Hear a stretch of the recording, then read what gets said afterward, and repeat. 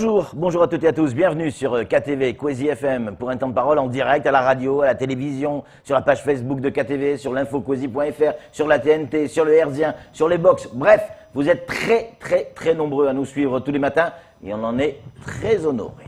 Je vous le disais à l'instant, l'intersyndicale d'EDM, on a Christian sur le plateau. Christian, bonjour. Bonjour. Dans le micro, Christian.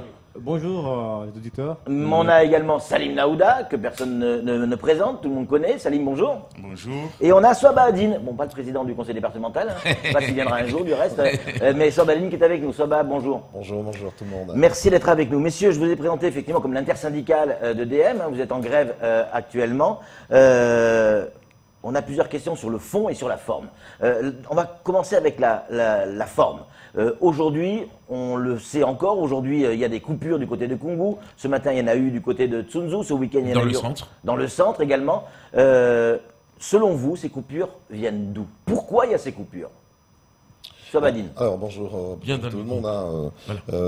Voilà. Alors, je ne sais pas si c'est l'œuvre des grévistes ou pas, mais il faudrait bien savoir que quand il y a un mouvement de grève, c'est un mouvement de révolte. Quand les gens se révoltent, c'est qu'il y a des actions. Ouais. Il faudrait savoir qu'on ne peut pas faire une grève sans action. Maintenant, comme les gens pourront aussi le deviner, quand les profs sont en grève, ils font pas cours. Quand les agents de barge font grève, il n'y a pas de barge. Quand ils... Oui, mais ils ne détruisent pas la barge. Alors là, détruisent pas les du salles tout. Je salles ne de pense cours. pas que les agents EDM, avec leur professionnalisme, leur conscience professionnelle aussi, Oui. et l'amour qu'ils portent à leur outil de travail, Oui. qu'ils iraient saccager leur outil de travail. Ça m'étonnerait D'accord. beaucoup. Ouais. Il faudrait bien savoir que la direction, à un moment donné, a beaucoup plus accusé les grévistes d'être à l'origine de coupures. On va en parler, Ce qui n'est pas le cas. C'est fou. Ouais, ouais. Il faut que ça soit clair là-dessus. Pour vous, clairement, vous dites aujourd'hui que ce n'est pas vous qui coupez, qui faites ces coupures. On ne sait pas. Je ne saurais vous le dire. Je ne sais pas. Parce qu'il y a, Salim Naouda, il y a une procédure qui est en cours actuellement.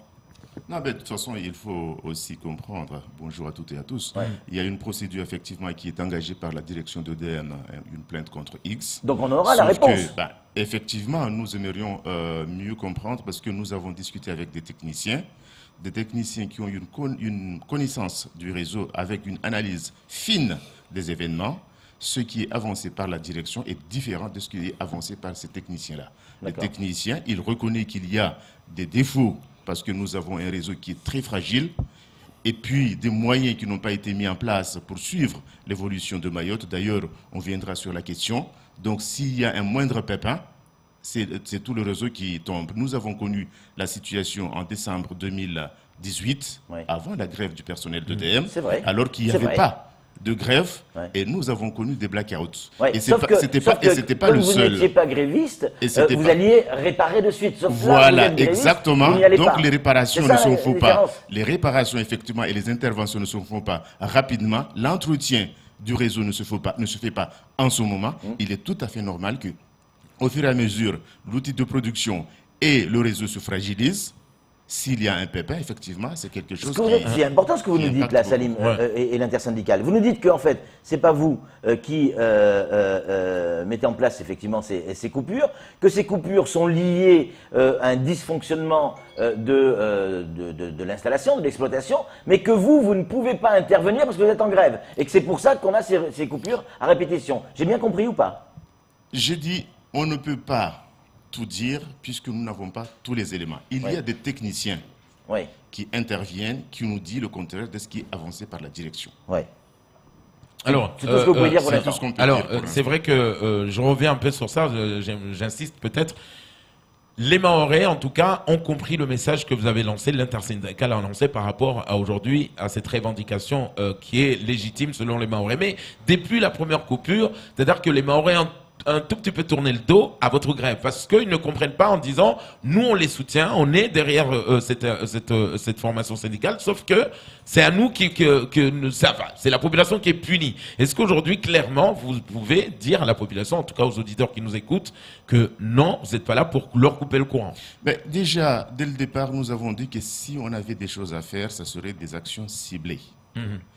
et on n'allait pas cibler la population. Nous avons mené des grèves auparavant et ça n'a jamais été une coupure aussi importante. On avait toujours épargné les secteurs sensibles du département. Notamment le CHM. Voilà. Ouais. Et donc, ce qui arrive aujourd'hui, ce n'est pas l'œuvre. Aller jusqu'à couper le CHM, ce n'est pas l'œuvre des Le grévistes. préfet l'a dit ici la semaine dernière que si vraiment il s'avère que c'est les agents de EDM qui le font, ça relève de la psychiatrie. Mais justement, il a raison, parce que nous sommes censés justement assurer un service public avec toutes les sécurités qu'il faut. Ouais. Nous avons accepté que les agents qui sont d'astreinte aujourd'hui, ils assument leur responsabilité de garantir la sécurité des biens et des personnes dans ce département et intervenir le cas échéant. Donc on aurait été effectivement des casseurs, on n'aurait pas accepté cette organisation-là.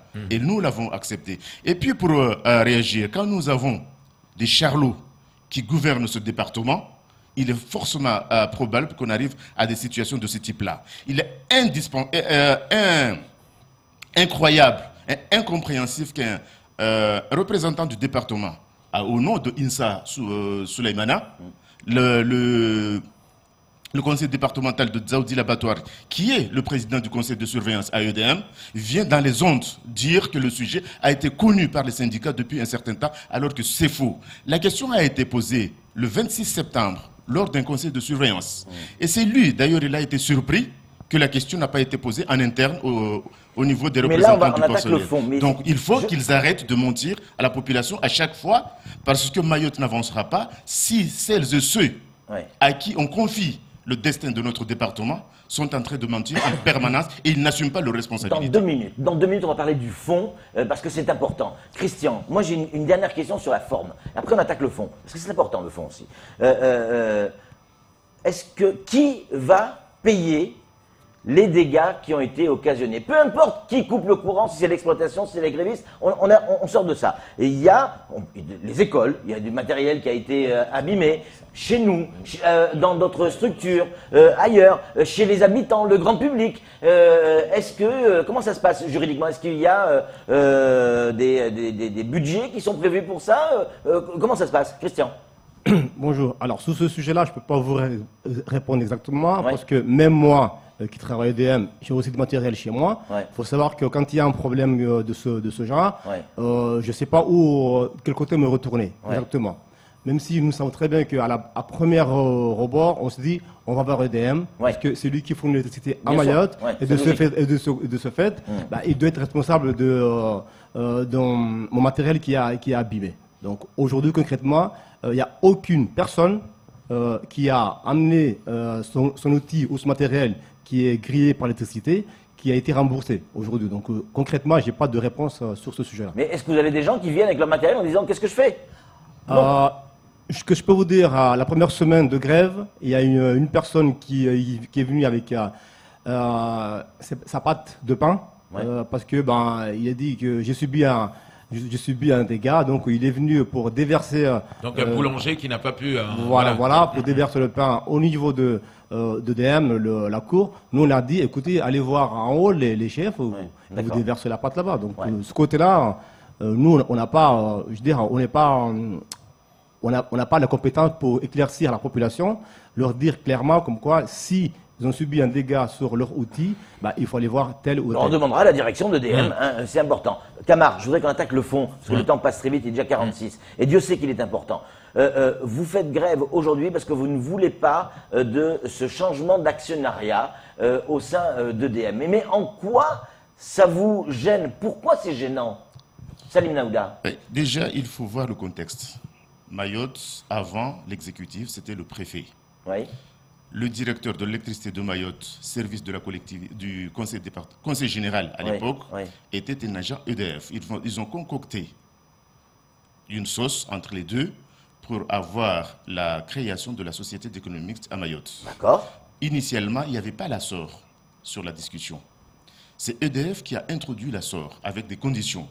Quand on lit aujourd'hui le statut qui est fait, bien que le département soit majoritaire en action, au niveau des membres du conseil de surveillance, la collectivité est minoritaire.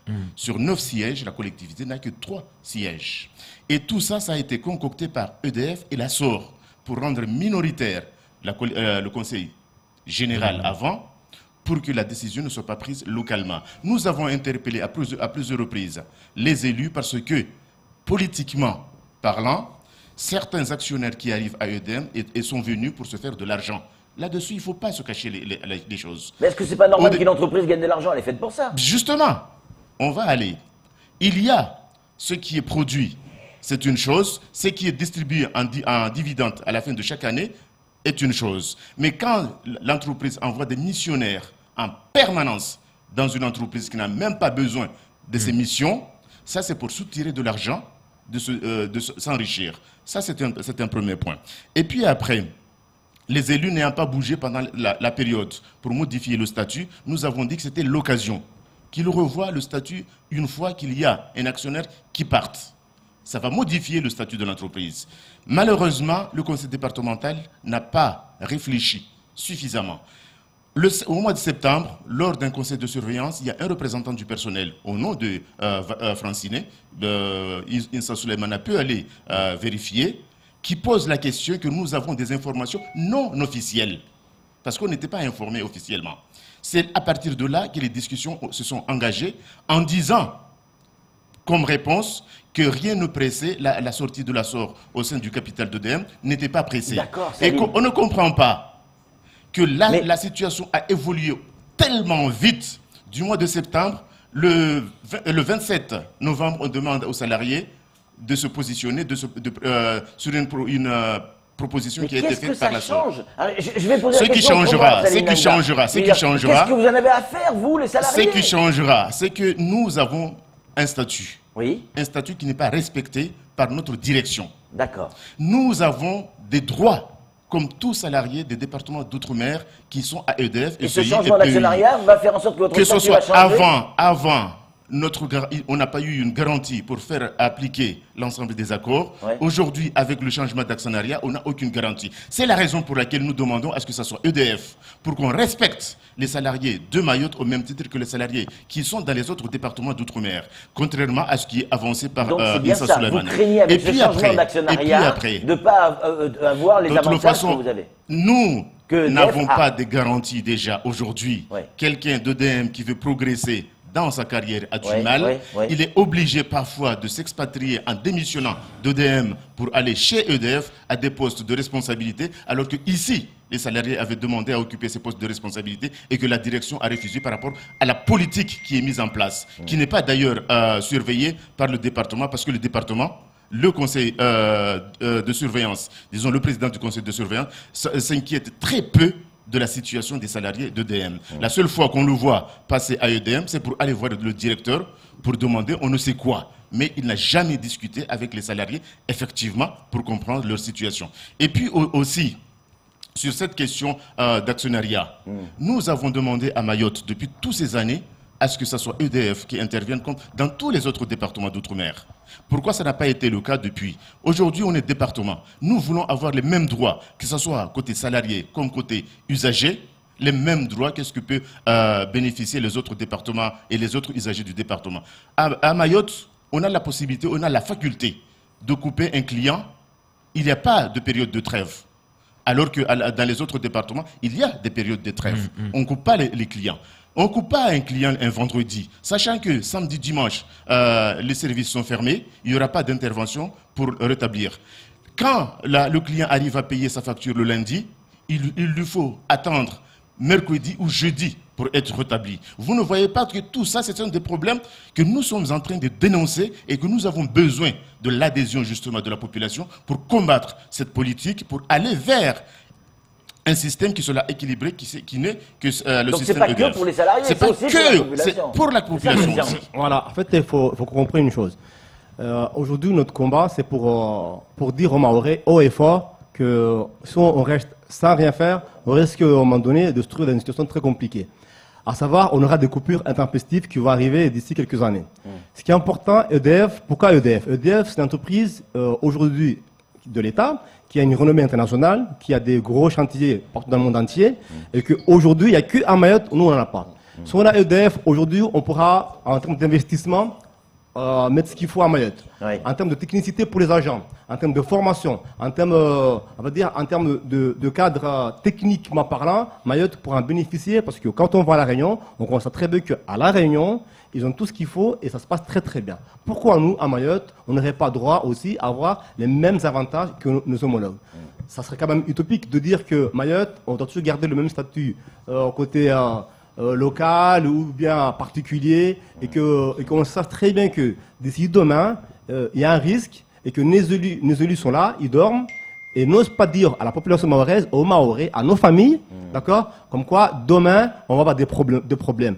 Et tant même que nous, on les interpelle à ce niveau-là, ils ne se bougent même pas. Et ça, c'est malheureux parce que M. Souleymana, de dire comme quoi tout a été fait dans la clarté, dans la transparence, c'est un gros menteur. Parce que moi, ce que vous dites. Alors, oui, parce que moi, je siégeais au conseil de surveillance. En septembre, quand on pose la question, j'étais présent. Et qu'eux-mêmes se sont regardés. Après la réunion, le directeur de la SOR, le DAF, il a dit, en aparté, ça faisait 6 mois que le process est en cours. 6 mois, au bout de... Ça, c'était de septembre.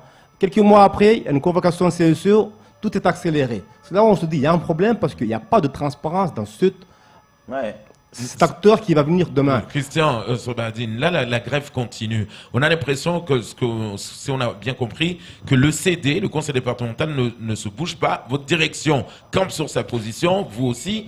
Mais vous continuez la grève, vous attendez qui? Qui doit réagir? Qui, pour vous, doit venir aujourd'hui, arranger les problèmes et en même temps rentrer dans ce capital puisque vous ne voulez pas... La solution, elle est où? Il faut sortir de cette grève. Pardon pour l'image. Vous avez mis les doigts dans la prise de courant. Il va falloir les sortir à un moment donné. Sobadine. Bon, il faut effectivement, ça démontre bien que le dialogue social aujourd'hui dans cette entreprise n'existe pratiquement plus. Quand vous avez un employeur qui fuit un peu ses responsabilités, il a une période de préavis de grève, il aurait dû normalement engager immédiatement des négociations pour éviter qu'on arrive à un mouvement social. Il n'a rien fait.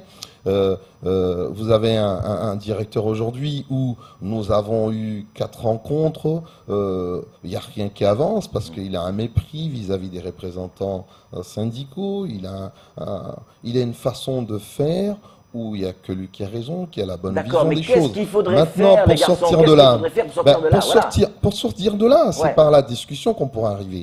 Le département de Mayotte a sa part de choses. Il faut bien savoir, c'est l'actionnaire majoritaire de cette entreprise. C'est vrai. D'accord. Nous les avons rencontrés plus de 3 fois. D'accord. Ils s'envoient les choses, c'est pas nous ne savait pas, peut-être pas. Ce n'est pas comme ça. C'est un département, aujourd'hui il y a un actionnaire qui arrive, il devait être au courant de ce dossier et se positionner de manière claire. D'accord. Et nous, vous savez, c'est un fonds de pension qui arrive. C'est très bien les risques de ce genre de choses. On a vu les risques au niveau national, des usines qui ferment, qui déménagent du jour au lendemain. Il y a quand même des Donc prises de nous risques craignons, nous craignons pour nos titres de travail, nous craignons pour demain le développement de ce territoire. N'oublions pas que la loi de transition énergétique impose certaines choses d'ici quelques années. Qui c'est qui nous dit si ces investisseurs vraiment vont investir à Mayotte? Nous ne connaissons pas ce Quaero. On ne connaît rien de ce Quaero. L'origine de ce fonds de pension, ça vient d'où? Qui c'est qui est derrière? Nous, les représentants du personnel, nous ne sommes pas du tout au courant. Pourtant, c'est un dossier qui devait être apporté aux membres le CSE, le comité social et économique, pour bien éclairer ce comité avant avis. Et là, rien du tout. Donc demain, vous savez, nous avons besoin des moyens de production d'ici 2024. Aucun projet. Il faut savoir, à EDF, il y a eu l'accord sur sur les investissements. Et dans cet accord, on voit très bien demain comment EDF va développer ses moyens de production, ses réseaux. Mais il y a aussi la part sociale. Les emplois, la formation de techniciens, tout ce qui va avec. À Mayotte, rien du tout. C'est le flou total. Nos élus Parce que ce que vous revendiquez aussi, on l'a pu le voir dans les différents banderoles, et c'est aussi que les Mahorais qui travaillent au sein d'EDM puissent avoir accès à des postes qui aujourd'hui sont réservés à des gens de l'extérieur. Tout à fait. Nous avons des jeunes qui arrivent, ils sont ingénieurs, ils sont bien formés. Ouais. Et, la preuve en est, quand ils vont à EDF, ils ont des postes mieux que ceux que ils Incroyable. cherchent oui, à EDF, ils ont quand même des postes mieux qu'à EDM. Messieurs, il est- Alors, Mais pour finir, Justin, on disait, Ouais. mais pourquoi la population? Mais la population, je vous donne un exemple. Et nos élus devaient quand même regarder. Pourquoi le client martiniquais, guadeloupéen, réunionnais bénéficierait de tarifs pleins, des tarifs creuses? et Et par à ailleurs- Mayotte, on n'en bénéficie pas. Ouais. Pourquoi? Ils ne se sont pas posé la question. Nous estimons qu'avec ce changement d'actionnaire, il faudrait que le département change la donne. C'est un moyen, il doit saisir ce moyen pour donner plus d'avantages aux Maoris et pas nous. Nous avons Christian, le vous même n'êtes pas en statut train que les d'essayer autres. Voilà. d'utiliser la population pour vos satisfactions et vos revendications, qui sont légitimes. Non, pas du tout. Quand vous dites, Alors, quand vous dites les heures creuses, non, etc. non, je vais c'est vrai, intervenir on sur vous ces donne- questions-là. on vous donne raison. En 2005, nous avons quand même fait 3 jours de grève. Il ne faut pas oublier, hein, le client maori, il ne faudrait pas qu'il oublie, d'accord? Les tarifs d'électricité à Mayotte n'étaient pas les mêmes qu'au niveau national. Nous avons fait grève pour que les Maoris enfin bénéficient les mêmes tarifs que le Et reste. c'était en quelle année, du- ça? Je crois en 2005, quelque chose comme ça. Ouais, 2004 Nous- ou 2005. Ouais. Oui, quelque chose comme ça. Aujourd'hui, nous revendiquons aussi qu'ils puissent bénéficier d'autres mesures sociales que les clients français en bénéficient. Voilà. Christian, pour conclure. Je dirais juste qu'on n'utilise pas les Maoris pour des causes personnelles, mais nous voulons juste dire à la population de Mayotte comme quoi ils ont le même droit d'avoir les mêmes avantages que tout le Français du département d'outre-mer. Tout simplement. Nous avons dit, et nous ne le ferons pas, on ne va pas couper les Maoris parce que nous avons besoin d'eux. Et qu'il n'y a que eux qui pourront faire en sorte que dans ce territoire, les choses changent.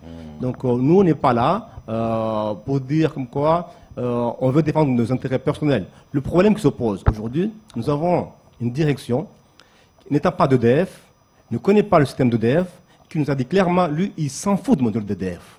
Donc quand une personne vous dit clairement comme ça veut dire qu'il n'a aucune implication, mais aucune envie de dire aux Maoris, on est là pour faire quelque chose pour vous. Il vient là pour passer son temps, d'autant que lui, après, il part à la retraite. Donc, il s'en fout complètement de notre île. Et ça, moi, je trouve que ça, c'est dommage qu'on nous envoie une personne comme ça, sur notre île, qui nous dit clairement, il s'en fout des Maoris, quoi. Messieurs, est-ce que, il est 7 heures, il faut qu'on conclue, est-ce que, oui ou non, il va y avoir de nouvelles actions, je ne demande pas lesquelles, mais est-ce qu'il va y avoir de nouvelles actions dans les jours, les heures, les semaines? L'action que nous attendons, nous avons envoyé un courrier à la DIECT pour que la DIECT vienne en médiation dans ce conflit, pour que EDF-ECI, parce qu'on a aussi mis en copie le directeur général de EDF-ECI, Julien Gallien, Ça ne réagit pas du côté de EDF? pour qu'ils interviennent sur ce dossier qui est aussi important, très même important pour Mayotte. Christian Salim et Soba Hadine, merci beaucoup d'être venus sur ce plateau et d'avoir répondu à nos questions. C'est tout pour ce temps de parole. Tout de suite, la suite de nos programmes.